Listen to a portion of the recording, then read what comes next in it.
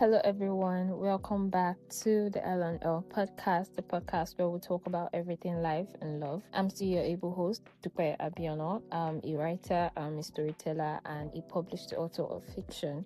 Today, I'm going to be talking about the things no one tells you about moving on. Not just the version people talk about, but the actual, real, quiet, and sometimes painful version of it. There are many things people say about moving on, right? They say time heals. They say one day it won't hurt anymore. But what they don't tell you is that moving on really happens in one smooth, dramatic moment. It doesn't happen like one big grand decision where you declare and say you're done hurting and won't feel anything anymore. Moving on for most people like myself happened quietly. It was almost invisible, and sometimes it was painful and slow. No one really prepares you for that, right? No one tells you that the hardest part of moving on is not the days that things end. It is all the ordinary days that actually come afterward. And in my case, it didn't hit me the day me and this person stopped talking. It didn't hit me when the messages stopped coming or when the calls just, became something of the past. The moment it finally hit me was much more quiet than that. It was the day I found myself doing something we used to do together alone. I was doing them alone. At first, it felt normal, it felt familiar, but somewhere in the middle of that moment, I realized I wasn't just alone for the day. I was alone in a way that meant that this person wasn't coming back. When people talk about moving on, they often describe it like it's an act of strength. But the truth is, it rarely feels that way. It feels more like survival, like you're in survival mode. It feels like waking up and trying to get through the day that used to look very different from what it currently is. It feels like resisting the urge to reach for your phone and send that message, which you actually shouldn't send. It feels like learning how to exist in a life where someone you once shared so much with is now absent. And absence has this strange way of making everything feel heavier. There is a very specific kind of loneliness that comes with moving on. It is the loneliness of doing the things you once did together alone, going to places you both enjoyed, watching shows you used to talking about certain things you both wanted in life, dancing to songs you both loved to listen to. At first, these moments can actually feel almost unbearable, not because the activity itself has changed, but because the person who made it more meaningful is no longer there. And somewhere in the middle of one of these many moments, it just dawns on you that this person is actually really gone. And they are not just gone for today. That means life will continue without them being a part of it. That realization can hurt in ways that are actually difficult to explain in words. But I find it funny, right? How we can't make our brains forget things like memories, action, and words.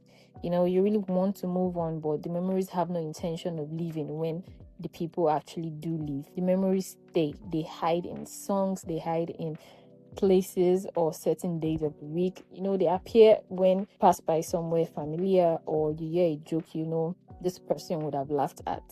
Sometimes they even arrive unexpected, and for a second it feels like you've been pulled back in time. No one tells you that moving on is not about forgetting those memories. It's about learning how to carry them differently. At first they hurt, but with time they become softer, and those memories rarely disappear completely. The process of moving on actually changes you, not in a dramatic way, but gradually. You begin to understand yourself differently. You learn things about your own strengths that you never noticed before.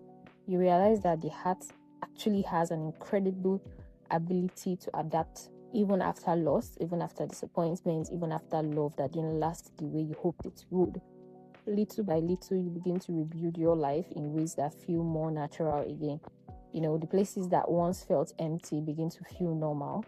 The silence that once felt like it was unbearable becomes peaceful. Without realizing exactly when these things happen, you notice that you are no longer waiting for someone who isn't coming back. And I think perhaps the most important thing no one tells you about moving on is that letting go does not mean the love you felt was meaningless. It does not erase the memories. It does not invalidate the time you shared with this person. And like they used to say, some people enter our lives for a season, some stay longer, some leave behind lessons we only understand much later. And it's actually true. Moving on simply means accepting that a chapter has actually ended, even if it once meant the world, it meant everything to you. And the person you thought you couldn't live without slowly becomes part of your past instead of your present. You still remember them, but you also remember yourself. You remember that your life has to continue. Remember that your story has to continue because you have a story to tell. And one day you realize that moving on was actually never about forgetting these people or formatting your brain not to remember them. It was about learning that even after loss, even after heartbreak, even after everything changes, even after everything you felt, you are still capable of building a beautiful life ahead for yourself, even if it looks nothing like the one you once imagined. And I think that's the most beautiful thing about life, that we actually learn and go through certain experiences that actually help us grow. And if you are in that kind of space right now, if you are in where you feel like moving on feels quiet, it feels confusing, it feels heavy, I want you to know that you are not alone and you can do this. You are allowed to take as much time as you like to heal. Process each and every emotion you feel and let it help you grow. Let it help you live your life to the fullest, right? Let it help you tell your story better. Let it form a part of you that you want to look back and be like, yes, I went through this, but I was able to pull through and I'm happy, right? Thank you so much for listening. I really hope you enjoyed this episode because it's a very important and very soft episode for me. And yeah, don't forget to subscribe, share, and like this episode and other episodes I have here on Substack. It really helps me out and I really appreciate it. And also, you never know who needs the reminder and whose hearts might just, soften just by hearing these words. You can connect with me on Instagram at dupe.abiono, or on WordPress, Life, Love, and Stories, or you can connect with me here on Substack. Thank you so much for listening. Until next time, bye-bye.